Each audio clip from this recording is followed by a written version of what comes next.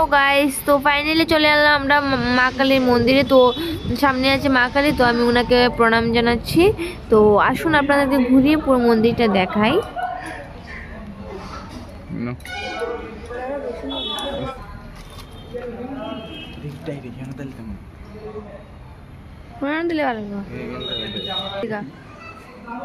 আর এখানে আছে শিব ঠাকুর, তো ওনার একটা এখানে গরু আছে, আর ওর ভিতরে আছে শিব ঠাকুর। তো ওখানে আমার ঘরমশাই কি করছেন, আর দেখুন আমাদের মন্দিরটা কত সুন্দর। তো এখানে দুর্গাপূজার প্যান্ডেল বাঁধা হচ্ছে, তো দেখেন পুরো মন্দিরটা। আর এখানে দেখুন কি সুন্দর একটা ফুল গাছ, কি সুন্দর ফুল ধরেছে সাদা কালারের ভীষণই।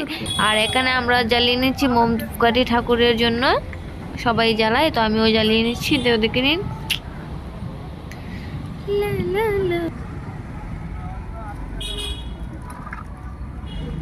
তো এই হচ্ছে গাইস মন্দিরের সামনের দিকটা। তো দেখে নিন সামনের দিকটা কত সুন্দর লাইট টাইট জ্বালিয়ে পুরো কি সুন্দর করে রেখেছে।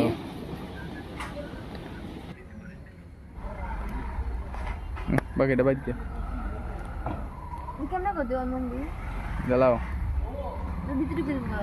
আরে বারবার হচ্ছে প্রেম সিতারো মে। আর এখানে চলে গেছে আমার বড় মেশে, তো এখন উনি মোম ধূপকাঠি জ্বালাবেন, তো উনি জ্বালাচ্ছেন, তো দেখে নিন। তো আমি কিছু মোম ধূপকাঠি জ্বালিয়ে দিলাম, তো বাকিটা উনি জ্বালাচ্ছেন।